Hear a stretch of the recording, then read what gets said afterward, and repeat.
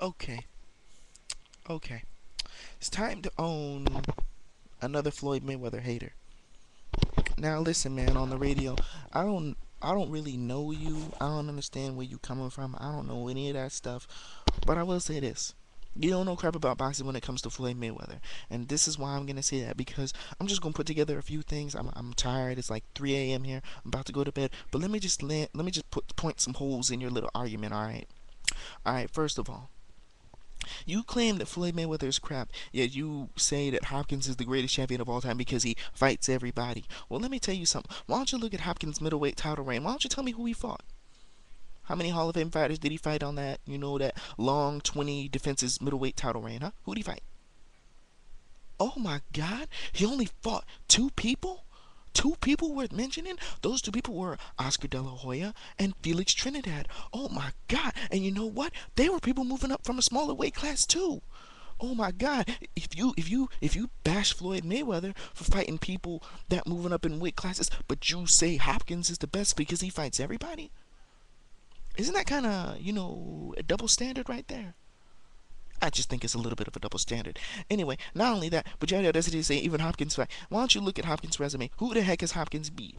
If you want to get technical, I'm not gonna bash Hopkins, but since I'm a huge fan of Hopkins, but let's be realistic here. Let's look at the resume. Who the heck did he fight?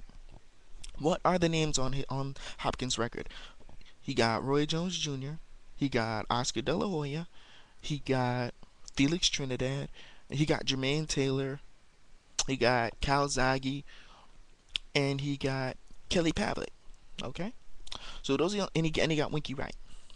Of those people, and by the way, Winky Wright, Pavlik, De La Hoya, and Trinidad were all moving out of their weight class to fight him.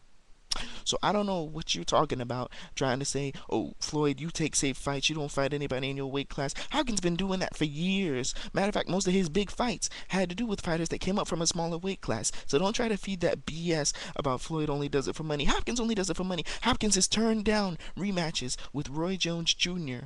right now because there wasn't enough money on the table. So don't be bashing Floyd for going after money. Hopkins goes after the money too. He ain't any less or more of a champion than Floyd because of that. Come on, man, be serious. And you have the audacity to sit there and say that you know the history of boxing more, yet you think that Shane Mosley, when Floyd tried to fight him in '99, was after Shane had lost to Vernon Forrest twice.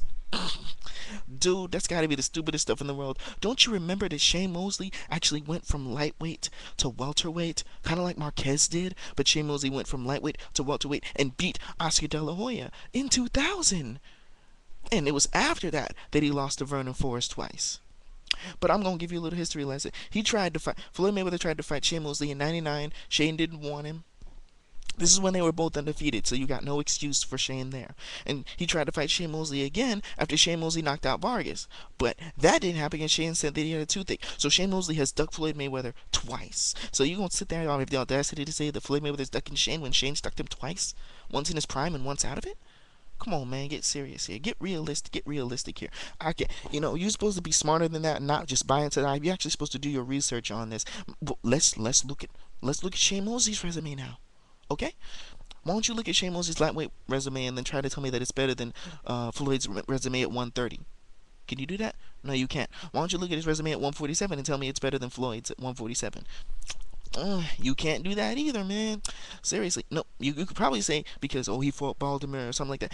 Point is, he beat Baltimore, who was the undisputed ring welterweight champion. He beat Zab Judah, who was considered the best person in that weight class. Margarito was a bunch of hype that threw punches like an octopus, and he got found out quick by Shane Mosley. But I'll get to Margarito later. Now let's talk about the resumes. All right, what is Shane Mosley's resume at 147, huh? All right, yeah, he beat Oscar De La Hoya. Then he fought a bunch of nobodies, man. Why don't you bash Shane for that? He fought a bunch of nobodies that nobody had ever heard of. Then he stepped up against Vernon Forrest and got beat twice. After he got beat twice by Vernon Forrest, he tried to move up to 154 and face Raul Marquez. Looked like crap, and the fight ended on a cut. Why don't you talk about that? And then after that, he fought Oscar De La Hoya, but nobody said, oh, Oscar's taking an easy fight because Shane looks like crap. They were giving Oscar full credit for fighting Shane. Shane wins that fight controversially, then goes on to get his butt kicked by Winky Wright twice. So, of the names on Shane Mosley's resume, you got Oscar De La Hoya, you got Vernon Forrest, you got Winky Wright, you got Fernando Vargas, if he even mattered by that point, and you got Miguel Cotto, and you got Margarito. Shane lost to Cotto, Forrest twice, Wright twice, and well, that's about it. The fact is that most of the people that Shane has stepped up and fought when he fought everybody, he's lost to. Seriously. And we're getting to battles and resumes here, but the point is you can't sit there and say that Shane would destroy Floyd now. Seriously, if the fight had happened in 2004, around 2003, 2004, everyone was saying that Shane Mosley was done, that fighting him would be damaged goods now. But now, and why don't you remember the fact that Shane Mosley went freaking life or death with Ricardo freaking Mayorga? He was tagged at will by Mayorga, and he went freaking. He didn't go life or death, but it was a closer fight than it had to be. Not Margarito. Mayorga gave him a tough freaking fight. If you looked at the Mayorga fight and then tried to tell somebody that he could beat Floyd Mayweather, you got laughed in your face, man. They'd have laughed right in your face if you said that. But Shane, he goes and beats Margarito, who's been overrated from the get-go, and yet you have the audacity to say that Floyd is ducking Shane Mosley? Why? Dude, styles make fights. Shane went in there with a game plan against Margarito not a lot of people had, to move out the way of the punches when you see them coming from back here, because that's how Margarito threw his punches. Floyd Mayweather would have done the exact same thing to Margarito except knock him out.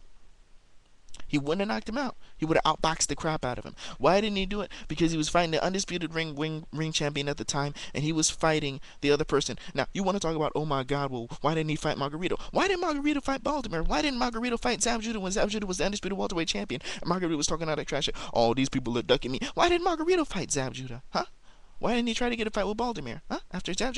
Why is Margarito exempt from not fighting these fighters, but Floyd has to be the person that fights all these fighters? That's what I want to understand. But it's not even about that. It's more of the fact that, you talk about the hate of Floyd Mayweather, but you neglect all these other fights that have happened.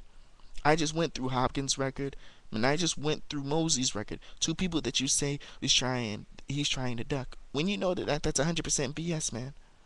Now, as a radio announcer, you should have a little more knowledge than that to not be the mainstream. So you can talk all that yang yang about, I'm not going to talk this about Floyd. Everything you talked about Floyd is basically wrong. So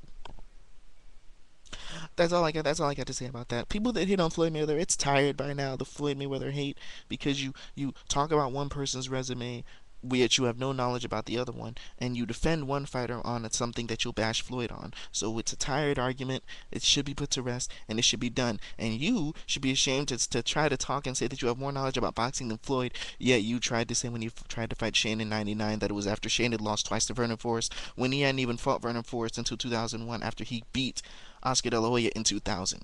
Learn your boxing first, and then try to debate someone. I'm out.